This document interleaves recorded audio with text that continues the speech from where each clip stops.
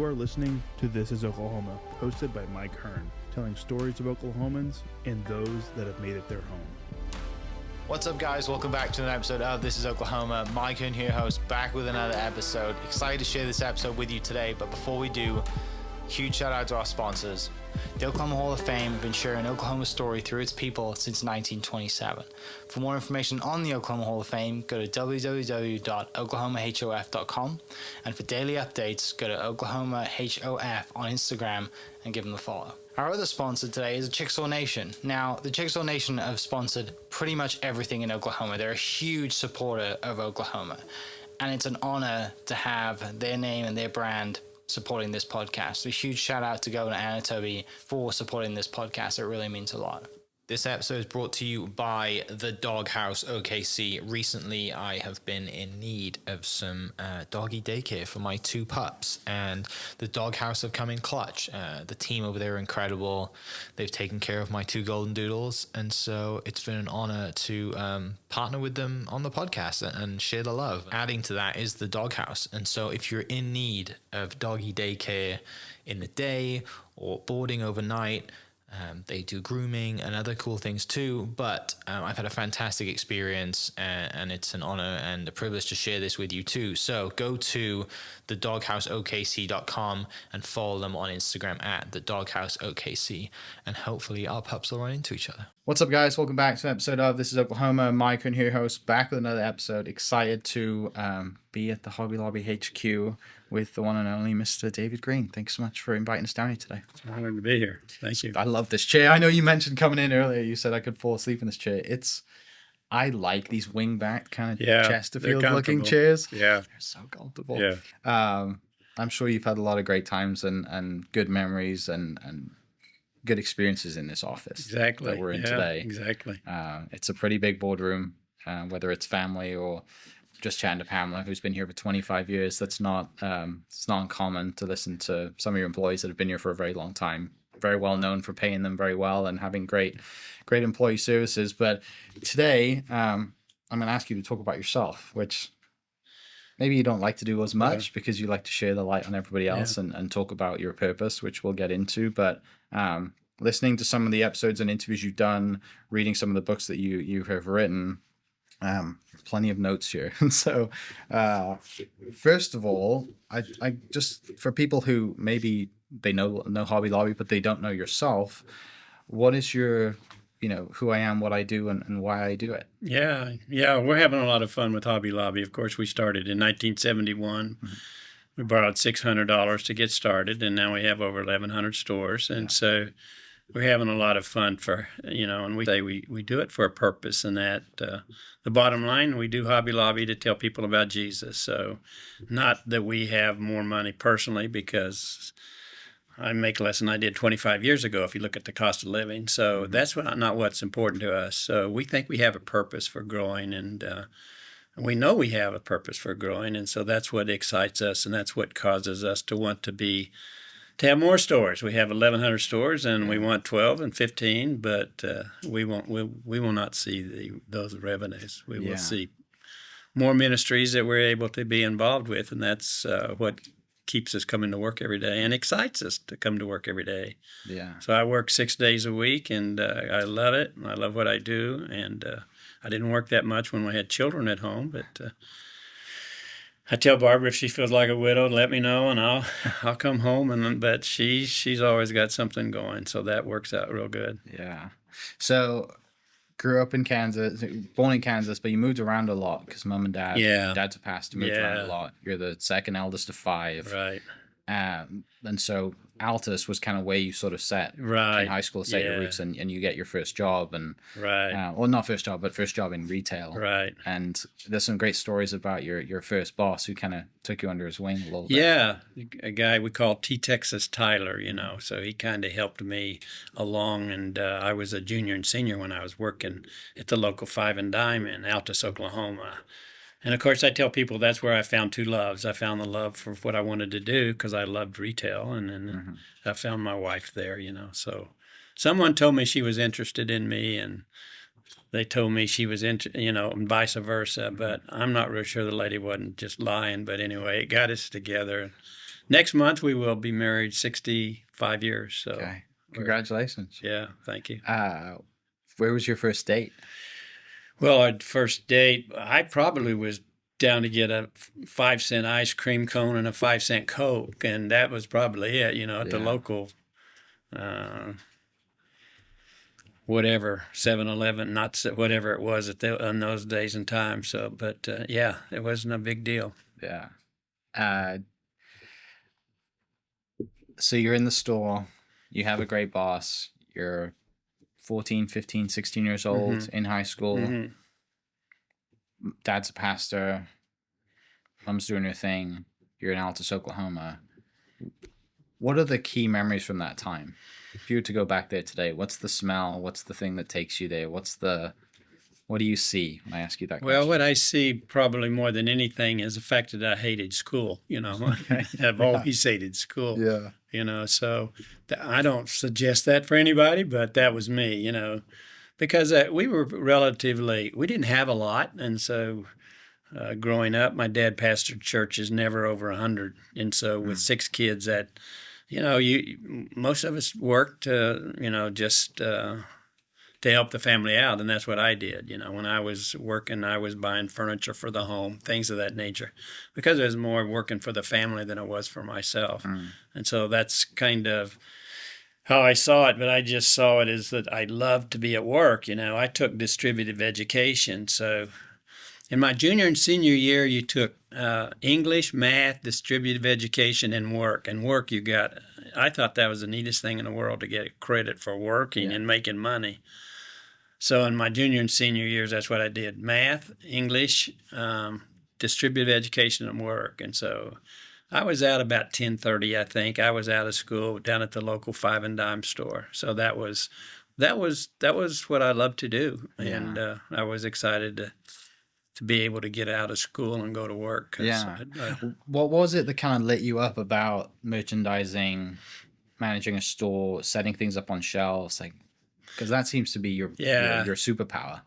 When I was a junior and senior, and I'd go to the local 5 and dime, and they would have me set up the window displays, and then they would also have me, just merchandise the stores on end counters and how we market things, and I would see how the things would double in sales just by how you presented the product, and I know that just excited me. And I think the other thing that excited me was just getting a salary. That was incredible, because getting just a little bit of money where you came from nothing, was exciting. So that's what excited me, was just seeing what you bought and how you displayed it, and all that made all the difference in the world. And of course, I've been doing that for 50 some years here, just trying to figure this thing out. And you never really figure it out. You just always try to get better at what you're doing. It sounds like the key is buying at the right price to help a lot of other things down the line. Yeah, for me, I spend 80% of my time buying and selling merchandise and working with the buyers, because we have a department that does all of the accounting and IT department, and there's not departments that I really love, although, by the way, they're very, very important, and we have very, very good people there. But we make money by buying and selling merchandise, and I realize that what we make money at, you have to have a warehouse, you have to have all of these different things to be a good retailer, and they're all real important. But what's fun and where you make your money is buying and selling your merchandise. So I spend 80% of my time with all the buyers. We have 120 buyers, and buyers help for the buyers. So that's what we have in buying about 80,000 items that we buy every year. So we work real hard at being good merchants. From that time with T Texas Tyler, do you remember a product that you first, or window display that you first was like, this is one of my big wins? Well, I can tell you about some of the things that weren't big wins, like putting rabbits that are hollow mold chocolate in the window and them melting. So I can't tell you necessarily about big wins, but I think I was pretty good at it. And because we would go to store openings, and they would always have me trimming the windows. So that was what I would do. Because in my day, back in the dime store days, it would be windows you'd walk by the store and there would be displays. Yeah. We don't do that today, at least Hobby Lobby, but that was one of the jobs that I did. I know that I must have been good at it because they always asked me to do it, but I do know that you don't put chocolate empty rabbits in the window. They'll just melt on you every time. Were you just doing the displays behind the window, or were you painting on the windows and putting things up and being kind of well? There would artistic be like 2 or 3 feet that's there for the windows. The store was built to have windows and displays, and then I would find things in the store to be creative, and so I enjoyed doing that. How has that changed in today's world? I guess today they're just big windows. They're not like a 2-foot. Right. We'd actually go inside there and shut the doors, and it would be its own space. But none of our stores would have that. Yeah. They would just have just a big glass window plate. Your window shopping now is your phone, is your social media, yeah, right? Exactly. It's your advertising dollars that are going there versus and then, like I said, obviously you still have your end caps and your in display, right. And no one walks anymore, right? No one's walking the downtowns, unfortunately. No. So one of the great stories I think came from your Voices of Oklahoma interview, which is a while back. I listened to last night. Was talking about buying your first car, the first the convertible that you bought. Yeah, when I first bought my first car, it was just the exterior of what it looked like. It was a convertible. It was nice, but it was yellow, and it was definitely a lemon. It was just a really, really bad car. Yeah. So hopefully I've learned a little bit about that, and so that was my first car, and I've graduated a little bit from that. What drew you to a convertible yellow?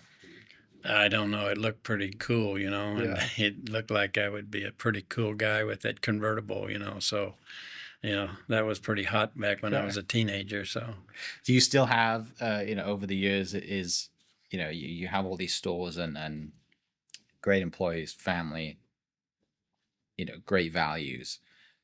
Is vehicles and cars your vice to keep you to reward yourself? I have good cars, but I don't think they're that important to me.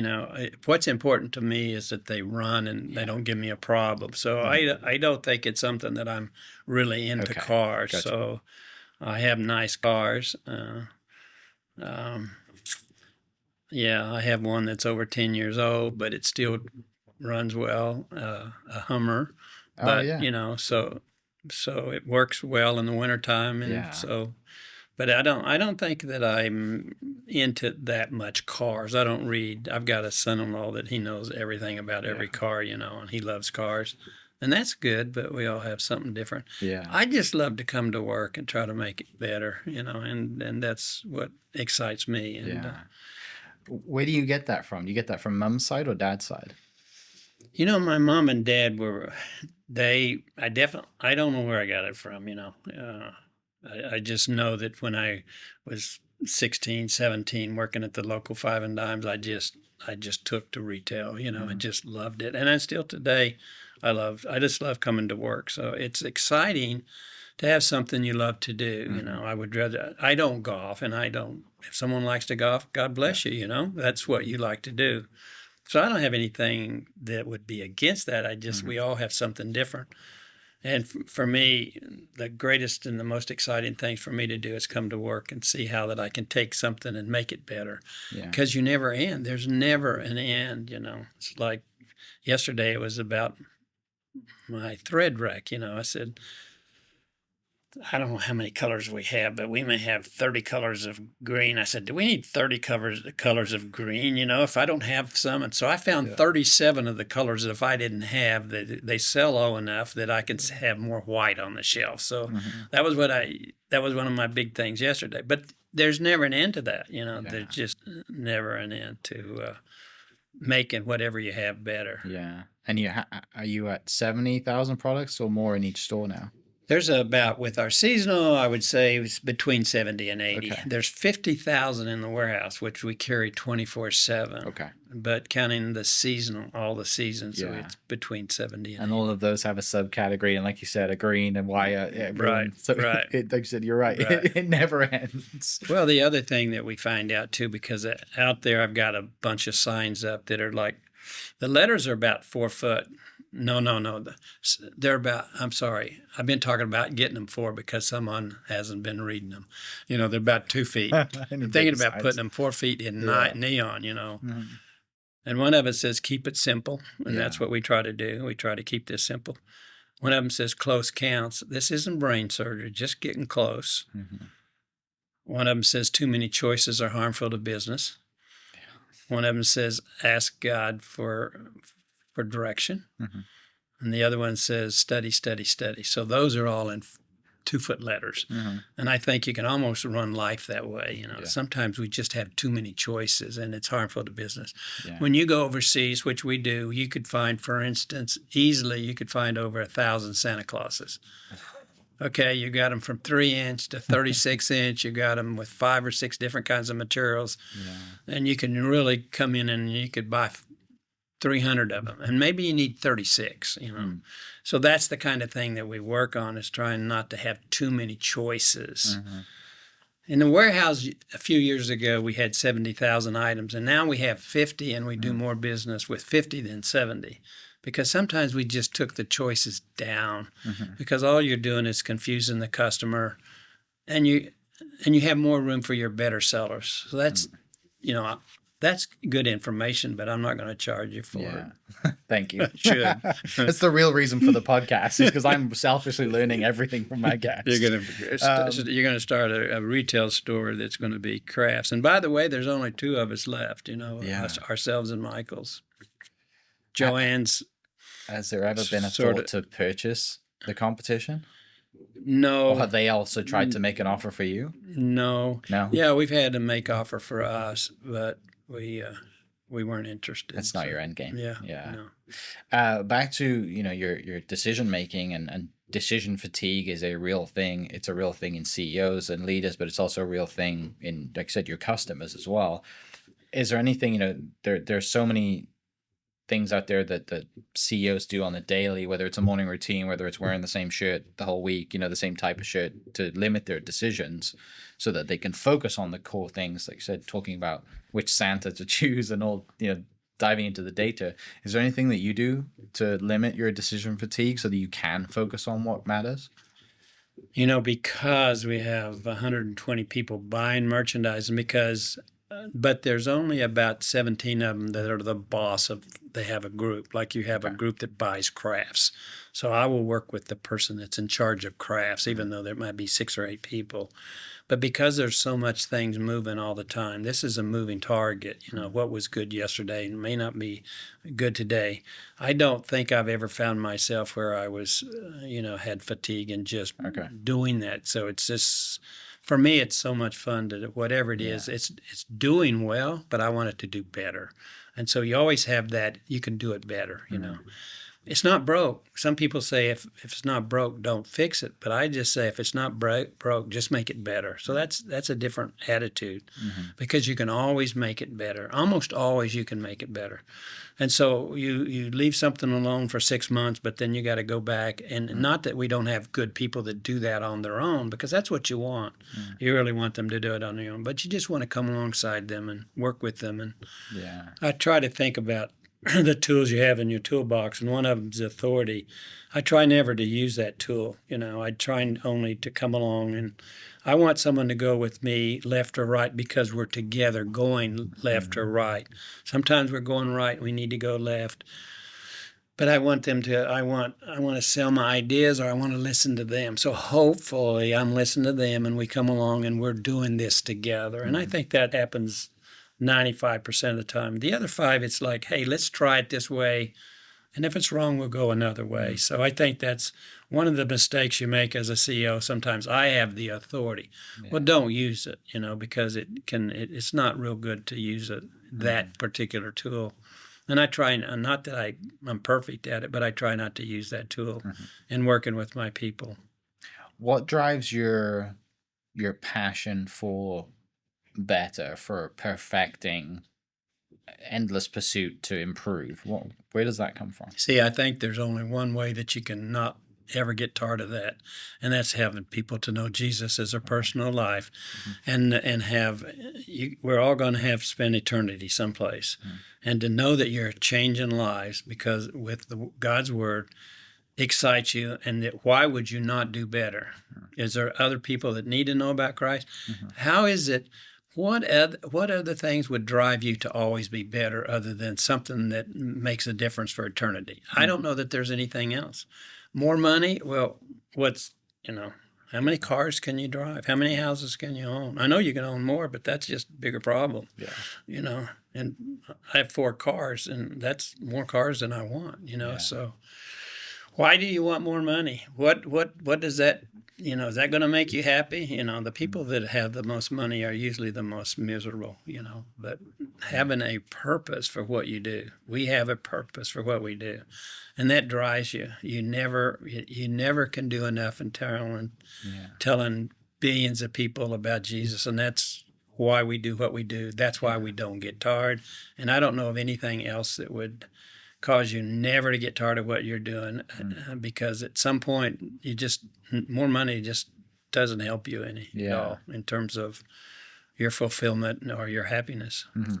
Has that been a struggle as a leader to get that across to your leadership team, your employees, your new employee that's coming in that, well, here's a Hobby Lobby because they pay great and have great benefits, and how do you do that in a way? Because no one's going to work as hard as you, right? No one ever generally works as hard as the CEO because of the passion that you have. How do you get that across? And how has that evolved over time?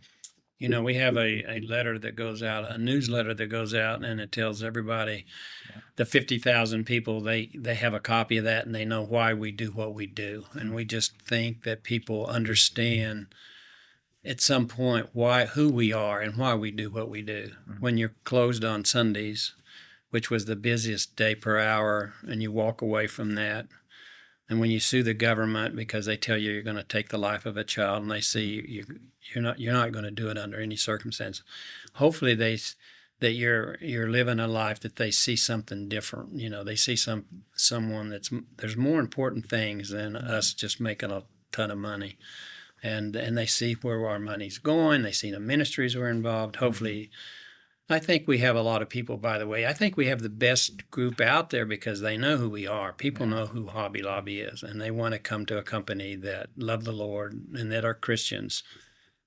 And by the way, we're not perfect by any means, but at least we do have a set of standards that we try to live by, and that's God's Word. Yeah. And that's why we love God's Word, and that's why we were involved in having a museum in Washington, D.C. If this is what we want and try to live by. Yeah. And we always say, as I said even earlier, that there's only 2 things that's eternal, and that's God's word and man. So that's what drives us, is those 2 things. Back to childhood, Dad's pastor, growing up, and your other siblings have gone on into that world as well. When you're growing up and you're so, your life is in the church, like that's home for you, right? You're growing up, you're bouncing around, it is consuming you. There is definitely cases in history where, as a son or as a child, you repel from what your parents tell you, right? You don't want to do that. You want to go doing your own thing.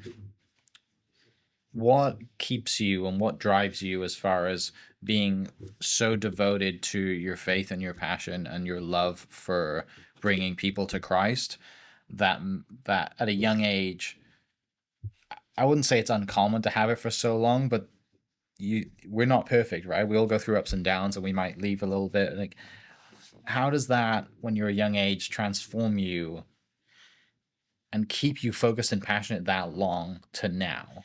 Is there examples along the way? Was there an example when you were young? Because, like I was saying, sometimes something happens and you're like, I want to go and trust my own gut on this one, and you get away from it, and then you get a wake-up call, right? Or you get a light bulb moment. But yeah, I would say that I was a pretty bad preacher's son, so I can't say that I live my life the way I should all the time, because sometimes I tell a story about in school. I remember when I don't know, we might have been in 5th or 6th grade, that there was some kid that had a bike. I always thought in school there was this, what do you call it, a food chain kind of a thing? And I was at the very bottom. Packing order? Yeah. I was at the very, very bottom. And I remember this kid had a bike, and so he was one above me because he had a bike and I didn't have one. And so on the way to walking home, this kid would just pester me and just call me names and just riding the bike, and I'm walking. And I'm a preacher's son, but I forget that for a while, and I just pull him off the bike and beat him up. And so that was bad for me because I knew I was pretty wiry, and I could whip about anybody. And then I don't know, a year or two later, I was taking band, and some aunt sent me a clarinet, and I could only make it squeak. And in band, you would have first chair, second chair. You would try out. I was last chair. There was like 5 or 6 girls ahead of me that were ahead of me, and I was last chair. Yeah. And then there was this kid that was first chair trumpet player, And I didn't like him because he always had creases in his pants, and he had a big ring, and he come from a wealthy family, and he was first chair. Now, why would a last chair clarinet player that could only make that thing squeak not like a first chair trumpet player, No, in my mind, that I don't care as I'm preacher's son. I don't like this kid, So anyway, I pick a fight on him. He knocks me out. I mean, just knocks me out cold. So I was working up the food chain, and I was almost at the top, but then I fell back to the bottom when he knocked me out. So that was the end of my fighting days. Yeah. So your question has more to do with, hey, I have a lot of times that I'm just in my life that I'm just not proud of. So I would say that my life has been, like most of us, has been hopefully moving in the right direction. And so that's what we want. And you find out in life that if you study it at all, what's it all about? Getting more? Just getting more is going to make me happy. And I don't think that. I think you get that figured out pretty soon. Yeah. So what is important? I think there is nothing more important. And so I think we're committed to things that's most important. And by the way, when you play a tuba, they're owned by the stores. And so I became tuba player, and there was 3 of us, and within a year and a half, I was first chair tuba player. So if it takes a lot of air and a lot of wind, I can be first chair. Yeah. I went from last chair clarinet to first chair, and I was in a little jazz band, and so the tuba was my interest. We just have to find the right instrument for us, I guess, but the clarinet wasn't mine. Yeah. It's a great life metaphor there too, right? Yeah. Find the right instrument. Right. Yeah. It doesn't surprise me that tubas are owned by the store because they're not cheap. No, they're not. So that's why I got to play the tuba, because the school owned it. Yeah. You still play any instruments today? No, I don't. No? Yeah. Do the kids play any? I've got a lot of kids and grandkids. I think it's 23 great grandkids, and it's amazing how talented some of them are. One of my granddaughters, she's a great-granddaughter, she's just now 16, and she's going to produce her record here pretty soon. So she's very, very inclined to music. Yeah. So we're proud of all of our kids. Tell me about your jazz band. How does that come about? Well, it came about by me getting a tuba player, and there was a little jazz band that would play at parties or something like that. And so because I became first chair, the instructor was the tuba. He played the trumpet, so he was part of the jazz band. So there was 5 or 6 of us, and there would be different parties around, and I would be part of that, and with the tuba. Is jazz still your music genre of choice if you're listening in the car? I played jazz because I was good at the tuba player, because, I always said, when a guy is directing, they have 2 hands. And I said one hand was just to kind of keep me down because, when you're a tuba player. It was really fun because you would get these runs like boom, boom, boom, boom, boom, boom, boom, boom, boom, and I could just, I mean, everybody, I didn't care if what it said, double P or whatever. I went for it, just like crazy. So I wasn't very disciplined when I was in school. I got into a lot of trouble because I was not very disciplined. Yeah. That's not good. You find your passion in merchandising. You realize that is what you want to do for the rest of your life, and you want to go. And you weren't getting is it McClellan's? Is that how McClellan's? Man, Tulsa, huh? Yeah, so you weren't getting the growth that you were looking for there, so you decided to apply for a TG&Y position and end up in Shawnee, Oklahoma. Right, because McClellan's wasn't growing. That they were out of New York. They weren't growing, and I was looking to grow within a company. And McClellan's, I mean, TG&Y before Walmart, they were the retailer, and they didn't become the retailer because of their own fault. There was no reason they shouldn't have been, but they people asked me what was wrong. I said, well, I could probably write a book, but at the same time, I enjoyed it while I was there, and they were opening a lot of stores, so that was the company to go to. Is where I thought that I could progress, because for me, from my background, to be a store manager would be the top of the world. I didn't even think past that. I didn't think about what God has given us today. I was just. And your life is a progress of time that I'm a kid. I'm not a good preacher's kid. Then you go into where your main thing is just trying to make a living for your family. So there's a process of time and what you're thinking about. But as you get a little bit older, you say, hey, what's the purpose? And God has created all of us for a purpose. Yeah. We all have a purpose. And I think it's more than just accumulating. And so we hope we found his purpose for our lives. Yeah.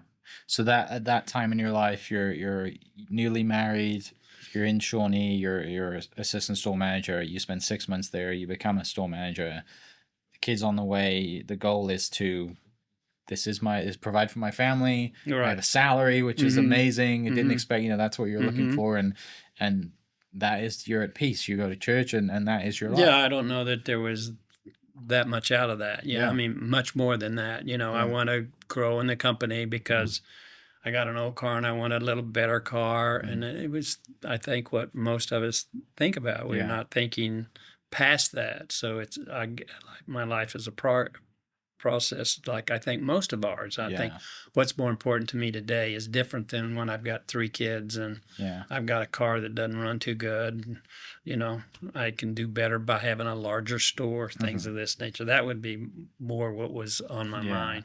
I was a Christian. I go to church every Sunday, and we've always done that as a family. But I'm not that proud of when I was a teenager because I wasn't. When you're in that, when your life has direction, you're during that time, you're a father, you're in a company where you can progress. What is it that goes off in your head to think, we can start our own here instead of deciding to continue up the food chain at TG&Y? When I was in Oklahoma here, I was with TG&Y at 23rd. I mean, at May and Britton Road. There was a big store there. It was probably about the 13th family center, because they went from dime stores to family centers. So I got one of the first family centers. So it was a big store. It was about 80,000 square feet. And in that store, one of the reasons TG&Y is not around is because they let you do whatever you wanted to do. I remember when I got my first store, they would send a sheet and you would buy your fall merchandise and you're on your own. And they may have, like, for instance, 6 different children's pajamas. And they said, help me, Well, I don't know your neighborhood. Oh, I do. I just become a manager of this store. I know my neighborhood. So that was one of the things they did wrong. And they gave too much freedom to them because you know more than I know. No, I don't. So we're very controlled. We super controlled. And I learned from them that you can't do that. And so that was kind of the thing that happened at my store at May and Britton Road, TGNY, is I put together, because I was able to, a pet department that had 13 people in a pet department and a five and dime. 13 people. I mean, every kind of fish. I had all kinds of fish tanks, coatimundi. Don't even ask me what it is, but I would have all kinds of exotic birds, and because they let you do that. Yeah. And I said, you know what? I can build a department, and I had a guy named John Seward that ran the department. And so I said, I can do this same thing in crafts, because we had a little old craft department. And I said, I did it here. Yeah. And I had the zoo after me, because I must have been getting more attention than them, but I know they were after me. Maybe it's because of the way I was treating the birds. I don't know. Yeah. I was probably not very good at that. But I remember saying, I can do this in crafts. And so, but you don't have any money. How do you go out and get a store? So that's when we said, well, we got to go out and get some money. So it's kind of a means to an end. Sure. So the means to an end was, well, let's go out and make some little frames, and my sons were 7 and 9, and they'd glue them together. And we would had a guy that would work on commission that would go out to all these craft stores and sell these little craft stores, our frames, little frames that we made. And so that, we borrowing $600, which we borrowed, we made little frames and sold them to the crafts company. Yeah. When I started in 1970, there were thousands and thousands of little craft stores, mom and pop crafts, and there were no chains at all. And that's where we started. So we would sell these little frames to these craft stores, and then after a while we said, oh, we got enough money to open a store. So I think it was on 20 Robinson. We put our little first store in, and it was 600 square feet.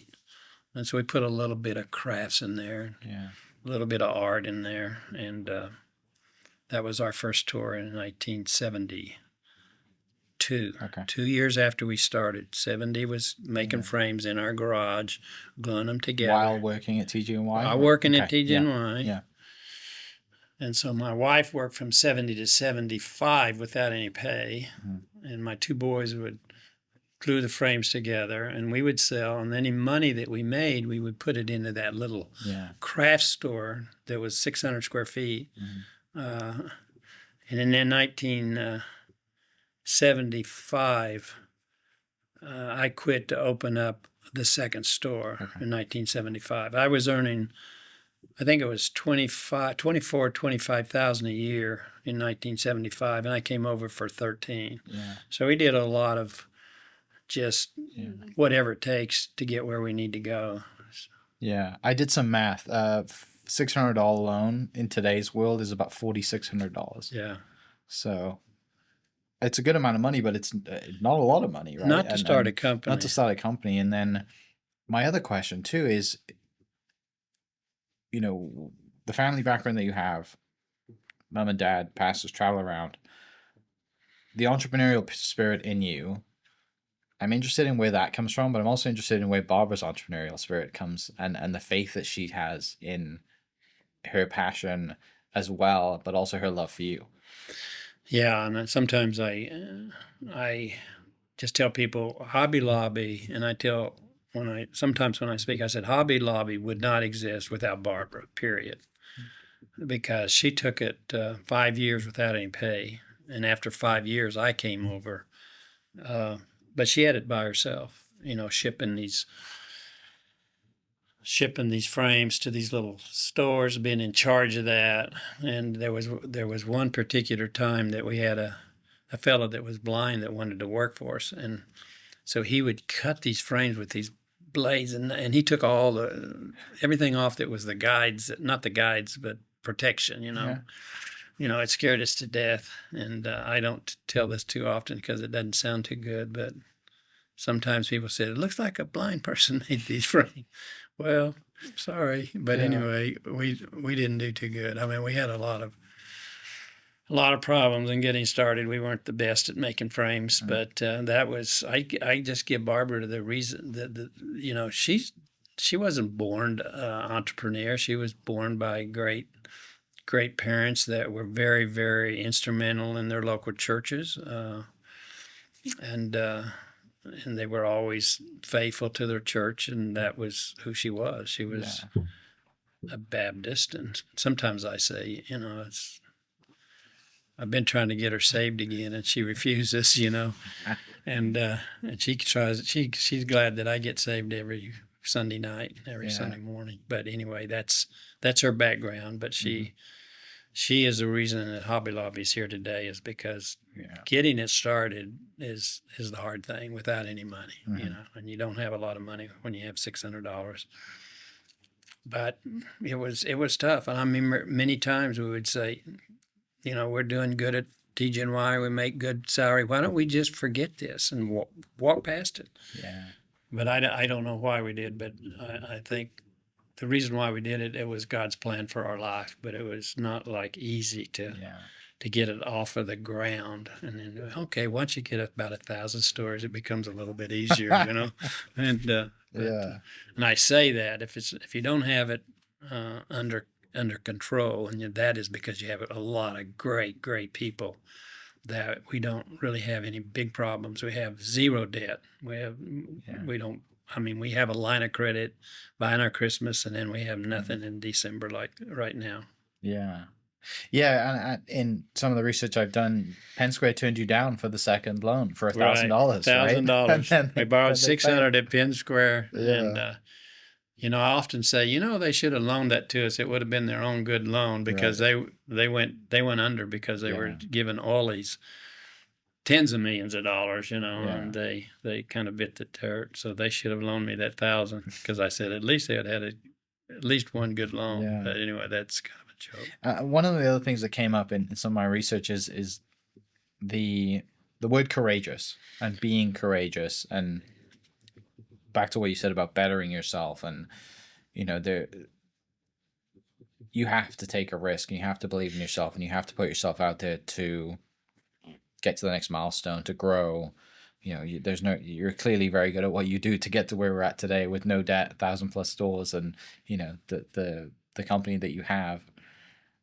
What are the times when you were courageous that you were tested because you were courageous, because it didn't work out and you had to really knuckle down, and because it isn't, you've gone through some tough times to be here today. Sure. Yeah. Well, one of the things that I like to say too sometimes is I don't like to take too big of gambles. I like to, when you borrow $600, I got to pay it back. So that's starting a company. Yeah. I don't like to take a lot of huge risk. So I think you need to be somewhat measured in that. And I'm using the word somewhat because there are times that you just have to make decisions. And probably one of the most courageous is when we decided we're not going to take the life of a baby. We would give this company up before we would do that. So and then closing on Sundays. When we closed on Sundays, it was a pretty big deal, Because some people would say, well, if you're going to do that, that's what God wants. And I tell people on Sundays, that's between you and God. For us, we knew that we were supposed to do that. And so that was a big risk. And sometimes you say, well, God's going to bless you. When we closed on Sunday, people say that, well, there was less sales for about 18 months because I wasn't courageous enough to just close them all.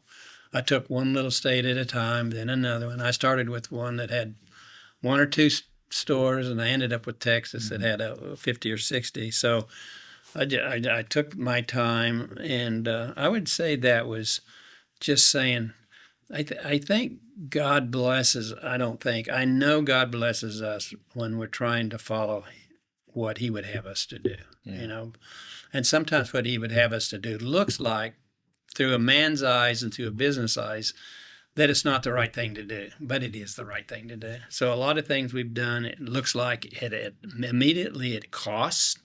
It cost us a lot. A lot of people stop shopping us because of our beliefs. We have people today that will not shop Hobby Lobby.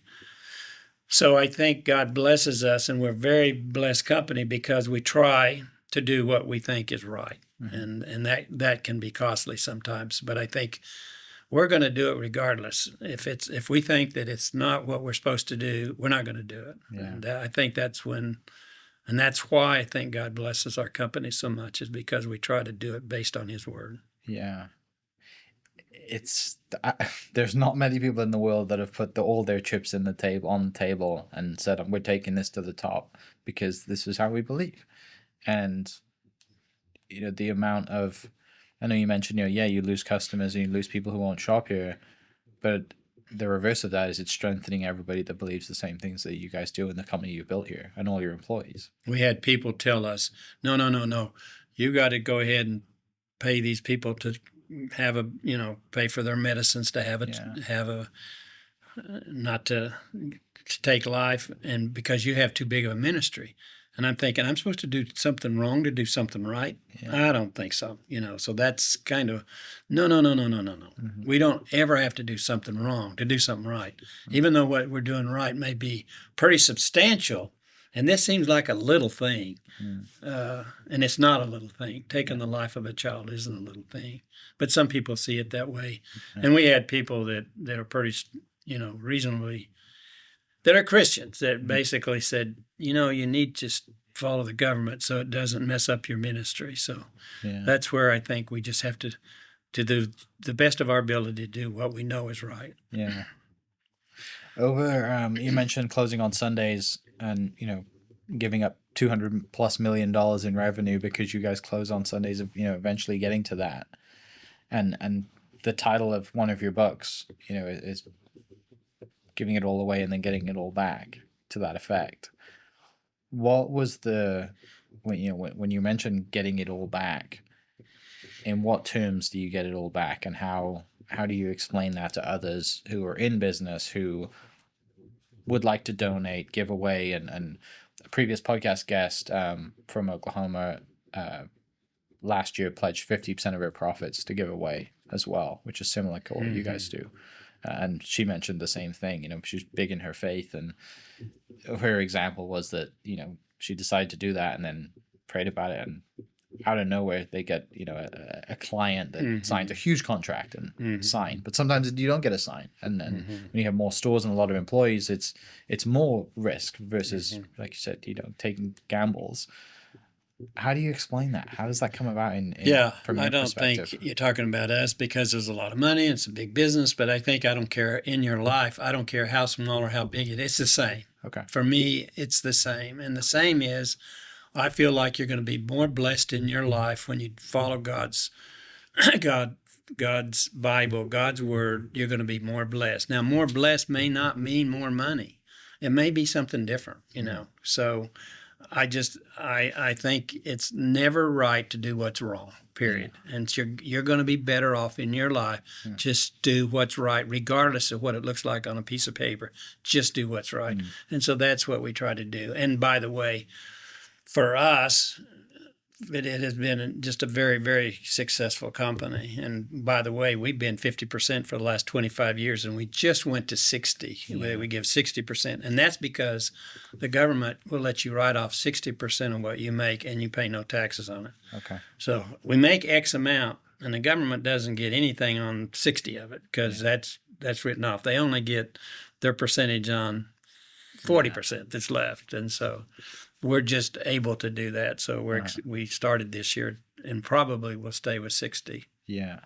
Let's talk a little bit about overseas and manufacturing and products and you're traveling all over the world and you're sourcing all of these items to be in your stores. But the vehicle that is for you to spread your ministry around the world, how has that been as far as spreading your ministry and spreading the word of Jesus Christ around the world through your own vehicle? Because there are some religions in some other countries and people with different worldviews and all of that, right? Like there's loads of different views around the world, but you guys are out and you're buying products and producing products. How have you used that vehicle to spread the gospel? I think what we try to do is we try to be as profitable as we can be in a way that's has a lot of integrity, period. So that's what we're here for, is to make as much money as we can, to tell as many people about Christ. So as far as business, we just see it as we're out there and we're buying from everybody all over the world that's not Christians, in China and all sorts of stuff. But we wanted to go back and use what we earned to go back. For instance, sometimes people, oh, you're buying from China, you shouldn't be doing that because of, they're communist or whatever, But we've been able to go to over 1 million homes in China with God's word. A billion homes in China over the last 25 years. So 25 years ago, approximately, I'm not real good on exact dates, but Mart writes everything down, and he's got it down to the day. But we started, and I think God started us in 2 ministries that we're still involved with 25 years later, and that's One Hope in Every Home for Christ. One Hope is children, and we've been able to give 1.5 billion children around the world God's word in over 100 countries, and we've been able to go to hundreds of countries, or 100 plus, with the gospel with Every Home for Christ. So they're actually putting God's word into every single home. So that's why we do what we do. That's why we go buy all this stuff from wherever we can make the most money. We might be buying it from atheists. We don't know who we're buying it from. But the purpose is to make money. The purpose of making money is, first, we think we need to take care of the people that got us there, and that's our employees. We want to do as good or better than anybody in our industry. That's what we would like to do, and that's what we try to do. But then the profits we made just this year, we've been 50 for 25 years, and now we said, hey, the government says you can give 60, so let's go for it. And so that's what we're doing now. What led to that decision 25 years ago? 25 years ago, I think,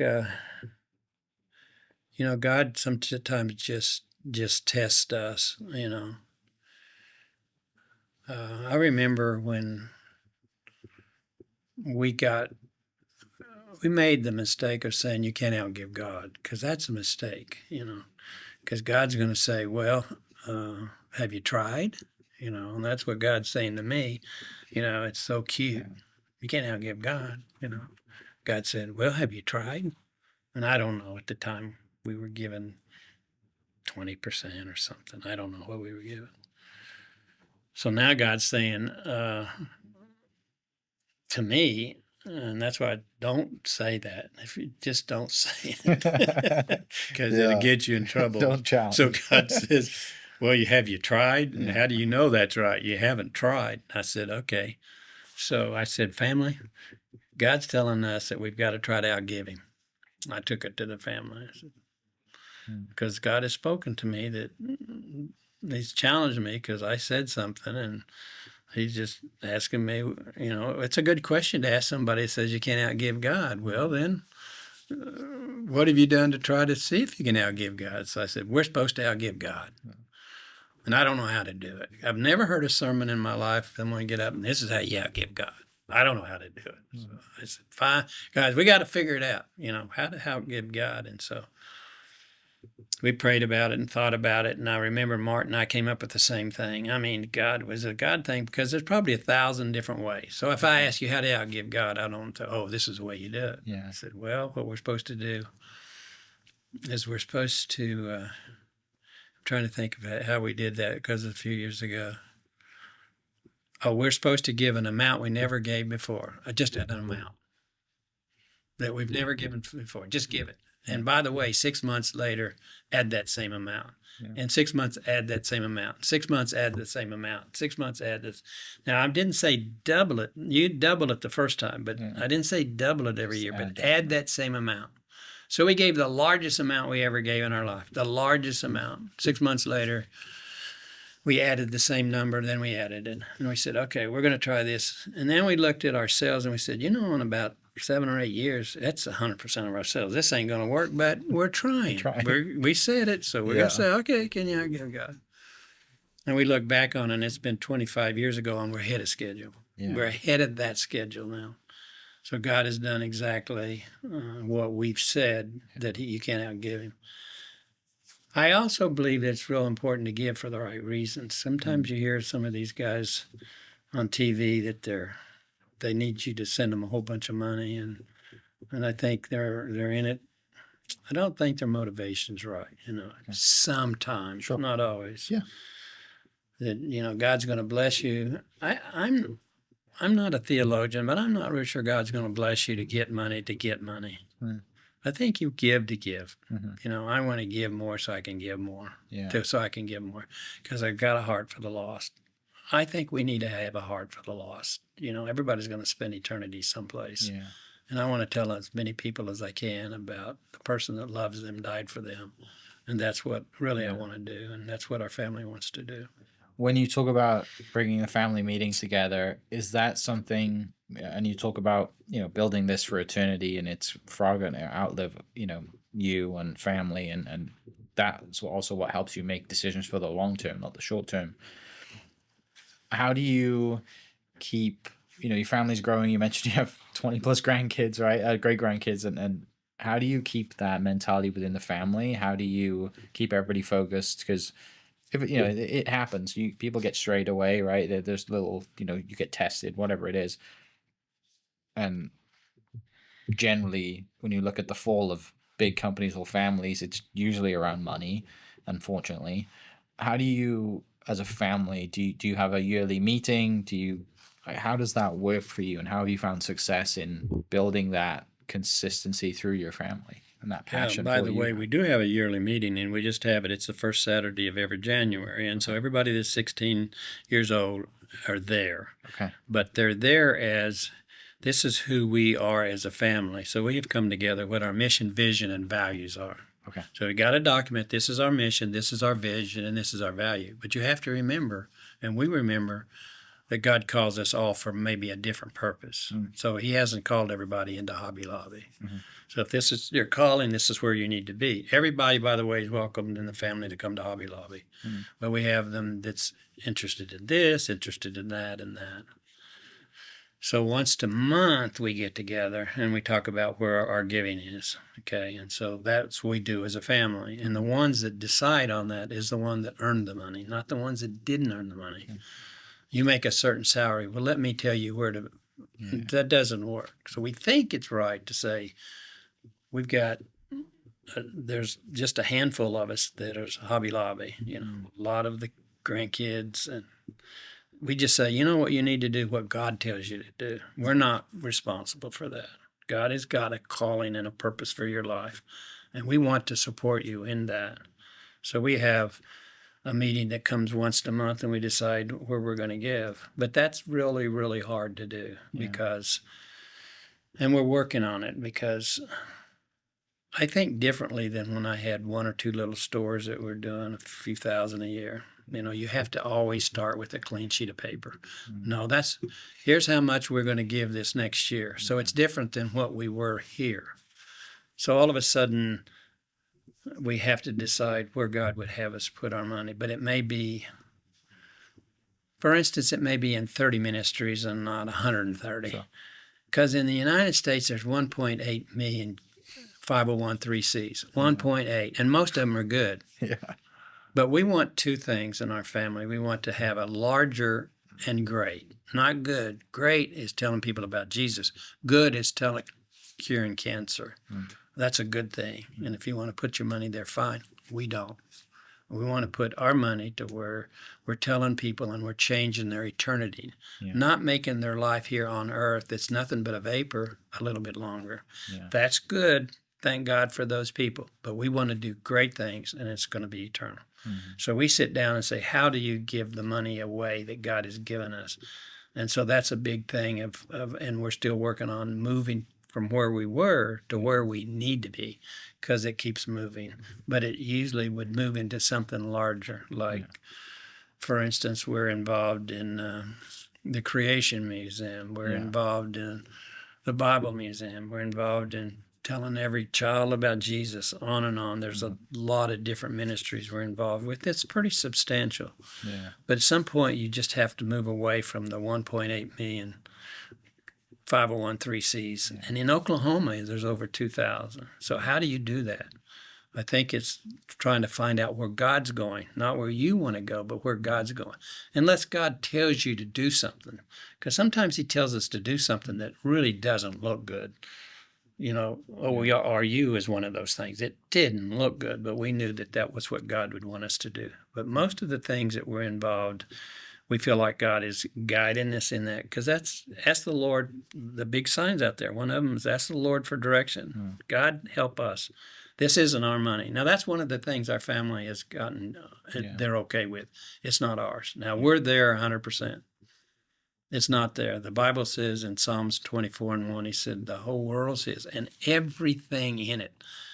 He owns everything, not tithe. He owns everything. Yeah. And so I think we have a family that knows that. But we come together and we're challenged. Now, you gave us this, Lord. Where would you have us to put it? Mm-hmm. Now, we're not challenged in a negative way, but we're also challenged in the 1.8 million and the 200,000, where are they? And generally they're going into things where God is doing something that's in our eye seems to be of a larger ministry. Yeah. I'm sure it can be difficult, right? But like you said, when the entire family is on board with it's not it's not ours, it's his, and we're stewards of that, and doing great things with that, then everyone is aligned. Yeah. We don't have any trouble that we don't own it. Yeah. But our challenge sometimes, because you have different thoughts, is where should this money go? But I know that we're drilling down a little bit on it, because people are realizing that you can't do 2,000 things in Oklahoma that are good.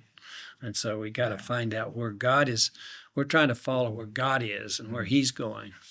Now and then he'll throw us something that doesn't look good, and we have to get involved and help change it a little bit. Yeah, which is, like you mentioned, the example. ORU was not going. It was going. It wasn't going in the right direction. So we just knew that was what God would have us to do. And now, by the way, there's good leadership. We have nothing to. I mean, we're out of it. Yeah. Talking about, you mentioned the Museum of the Bible that's in DC. Where does that idea stem from? And then also, had you already been kind of preserving artifacts for yourself before this happens and have a museum? Like, where does that progression happen to then having this facility? Well, my son, who's in charge of it, Steve, says God tricked us, I think. And so, okay, maybe that's not the right word, but somehow we had no idea that we were going to be involved in it. We had a chance to get, because we had someone that wanted to put a big museum in Dallas, and they wanted us to buy this building. I said, well, how much money you have? You have no building, you have no artifacts, you have nothing. And they're coming to us, and we said, I don't think so. But somehow or another, it stirred up a little interest in us, and we would find somebody here that had some artifacts, and then this person had some artifacts, and so we found ourselves trying to, hey, let's acquire them, and someone's going to do this, but it's not going to be us, But somehow or another, it ended up being us, and so God has helped and led us in that. So we feel like that we have a world-class, and by the way, if you want to write a book on it, we can write a book on a lot of mistakes we made. So by the way, we made a lot of mistakes at Hobby Lobby and still do. Yeah. So if you're not going to make any mistakes, you're probably not going to do anything. I mean, okay, we see that we did this wrong and we did this wrong. And so, but in the meantime, we've tried to correct them all and get them straightened out. Yeah. And that whole that with the museum and the artifacts is pure, it's a museum. It's preserving history. It's preserving everything for the eternity. And to stay there, and DC seems like the right place for it. Well, that was another thing. We said we did a study on where should we put it. We wanted to put it in Dallas because it's pretty close. But we did a study, and we found out that DC on the study would bring more people in than any place else. Yeah. So the study we did, and we studied several cities, and it was the one that seemed like that was the right one. Yeah. Looking back over 84 years old, looking back over your 84 years, would you say that you're proud of what you've done, or would you say that I still have more left to do? There's still more, and you have a little bit of I don't do enough in me. No, I would say that I don't know. None of us know how long God has us here, you know. And as far as my past, I've had a lot of times I would have did different than I did in my younger days. But even today, I don't know that I get everything as like I should, but I want to. But I just, my goal is for the future. Because one of the things I tell my people, and it doesn't sound real good, I just say, if I need you, I don't need you. You know, if I need you, I don't need you. You know, don't have a gun in my head and this thing doesn't go. We just had 2 people retire from this company that had over 40 years that were very, very instrumental of us being here. So on one hand, I give them kudos for getting us to where we are. And the other thing, I said, when they're gone, there wasn't a ripple. And that's the way it ought to be. And that's the way I want it to be when I'm not here. I don't want there to be a ripple. So I think I have to, because why is it, if it's important for people to know God and to tell as many people as we can about Jesus, why is it that when I'm not here, it doesn't happen? Now, that doesn't seem right. So I think we're trying to build a company, and I've always tried to build a company to where that if you're not here, everything's fine. And so that takes a lot of people's egos away from them. You know, you can't do it without me.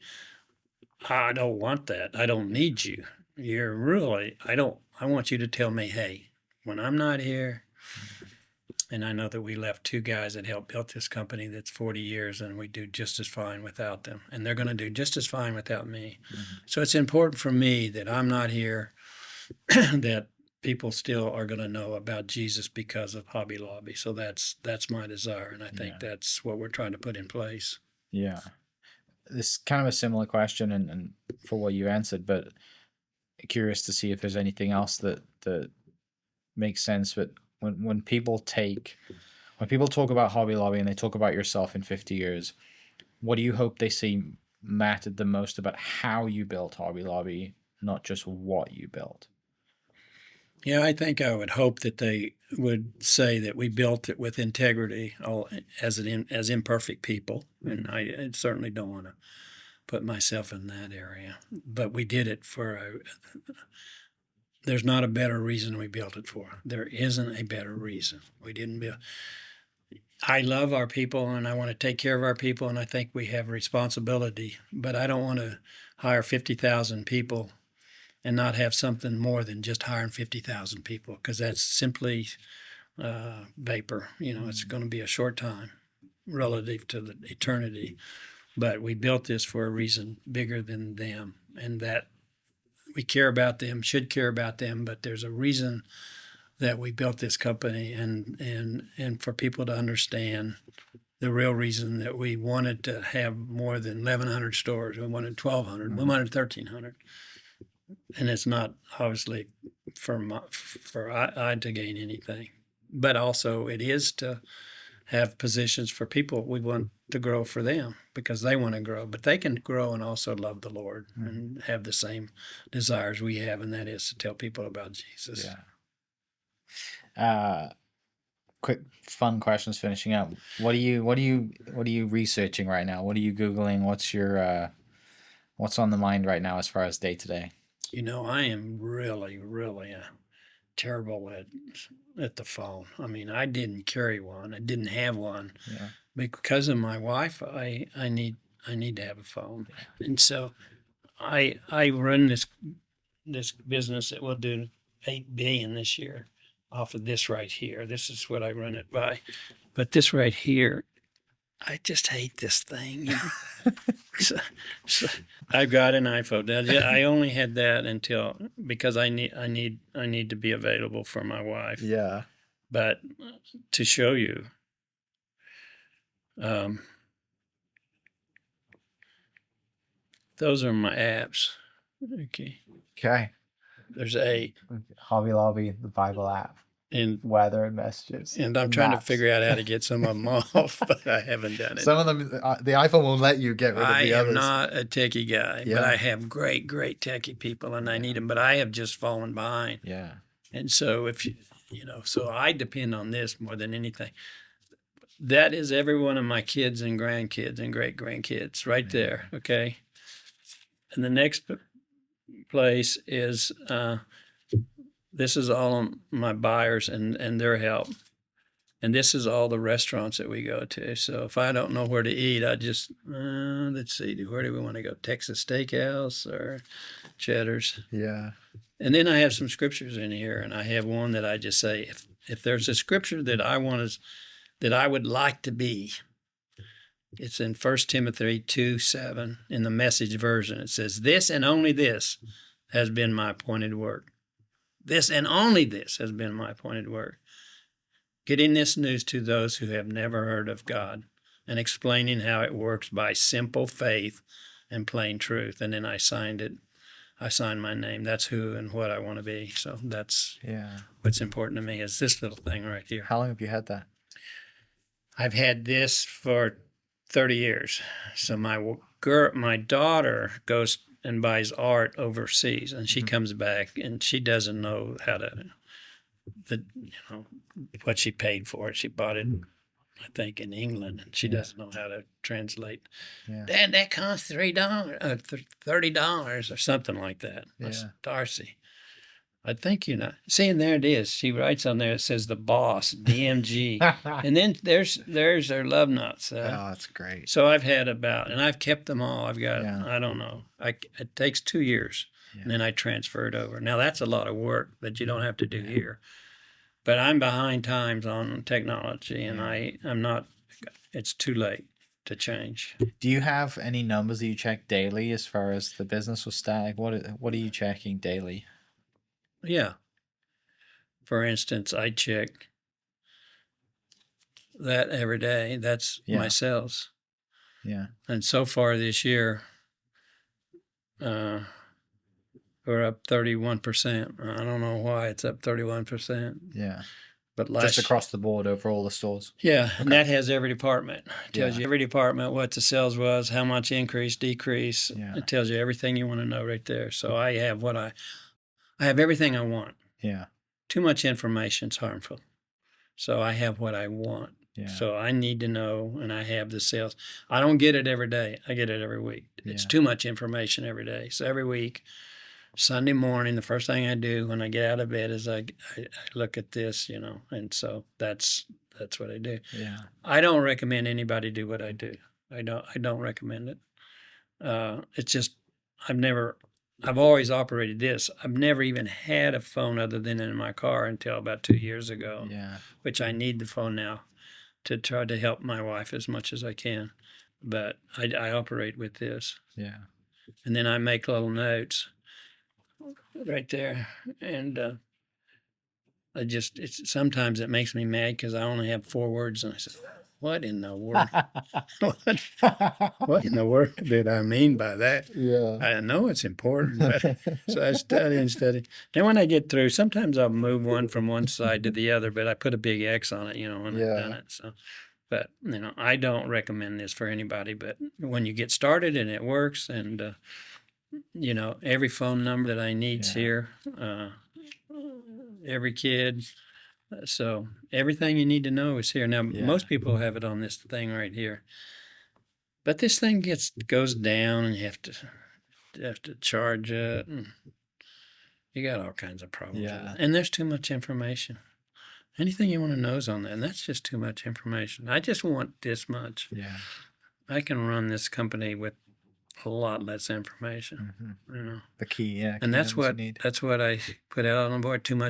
Too much information is harmful. Yeah. And for people listening, like, you have a great automated system for everything. There's trucks leaving, you're loading 40 trucks, maybe more at once. Right. There is technology within Hobby Lobby that is running the distribution side and everything. But, for what you have, No, I have a technology department that's really, really good, Yeah. and I think we have the technology. For instance, you go to our register, and it's not automatic. It's now they're wanting to change it. Yeah. And I say every decision that's made in Hobby Lobby, I've been a part of. But that's one that I say, you know what, I'm gonna let you guys do it, but don't mess it up, because you can really mess things up. Yeah. For instance, if you have POS, every item you have to have a little ticket of how much it is, so the customer knows, because it's not marked. Everything in Hobby Lobby is marked. It has a price on it. Yeah. I said, now I'm not going to go out and buy 1,000,000 new shelves that's got this little deal where you Yeah. put the price on there. This is 79 cents. Yeah. There is none of that. So our system, if they go to it, has to still have the price on the item. Still has to have The a sticker, on sticker it. that says this is how much it is. Yeah. So I could talk all day about POS, where you just zip it at the register, and customers hate it because it takes longer, and It's fine. it works. Yeah. And one of the key things that stood out in one of the interviews I listened to is that people come to your store because they're looking. It's a joyous experience, right? They're getting things that they're not getting anything that they need. They're getting things that they want to go buy, which it helps with them waiting a little bit longer at the register. Yeah, we had one guy come to the store. My wife remembers since I've never seen a store in my life that had so much that no one needs, and basically you don't need anything we have. And so that's where God put us, and we love it. Yeah. Again, thank you so much for your time. I know I could You're sit welcome. here and pick your brain for hours. Congratulations on everything you've done. God's good. Congratulations on raising an incredible family and 50,000 plus employees. Oklahoma is better because you're here. Well, And I've seen it. Oklahoma's been good to us, and I think about where God has led us and where He's been. And if I had to start Hobby Lobby today, I'd start it in Oklahoma. So you got the East Coast, the West Coast. We're right in the middle, and we have over 250 trailers that leads here every day. With 1,100 stores, and this is where we want to be. So we wouldn't be any place else. You'd say, well, go up further north. Well, there's not as much population as there's south. That we'd be right here if we started this business. And so I said, how'd that happen? Well, God goes before us. If you really think about it much, that we know that He's been with us. And I think He'll always be with us if we're with Him. And we're with Him when, no matter what the cost is, we're going to try to do our best to do what we find in God's Word. Yeah. People listening, you have a lot of books out there. You like to put books out. You like to educate and share. That's your medium to share the information that you have. And there's some great stories out there across all areas of business and life. And so for people listening, go check out those books. The recent one came out last year. Right. Are you writing one now for the next one? No. Okay. I can't write a book. I'll just tell everybody, but I do have someone that always helps me. Is that Bill? We sit down and talk like you and I are talking Yeah. today, and then he takes it and he runs with it. So I thank God for that, because I didn't go to school long enough to write a book. But anyway, he helps me, and I can tell you shouldn't write a book that says give it all away, because a lot of people don't want to give it away. So sometimes your title is real important, but that book didn't do as good as we thought, because but that's what I say, but I don't know. Okay. Well, thank you so much for your time. People listening, we'll catch you next episode. Cheers.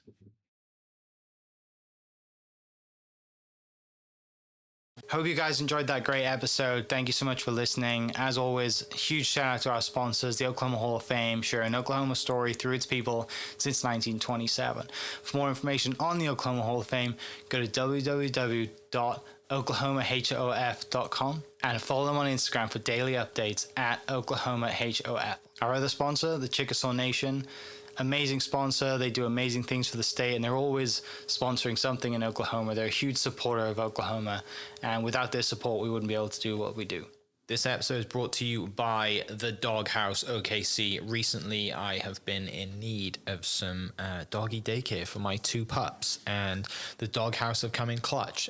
The team over there are incredible. They've taken care of my 2 golden doodles, and so it's been an honor to partner with them on the podcast and share the love. And adding to that is the Doghouse. And so if you're in need of doggy daycare in the day or boarding overnight, They do grooming and other cool things too, but I've had a fantastic experience, and it's an honor and a privilege to share this with you too. So go to thedoghouseokc.com and follow them on Instagram at thedoghouseokc, and hopefully our pups will run into each other. Thank you for listening. We are inspired by those around us and hope that you are too. Make sure you subscribe to this podcast on your favorite podcast platform and leave us a review so we can keep telling your stories. For more great Oklahoma content, follow This Is Oklahoma on Facebook and Instagram.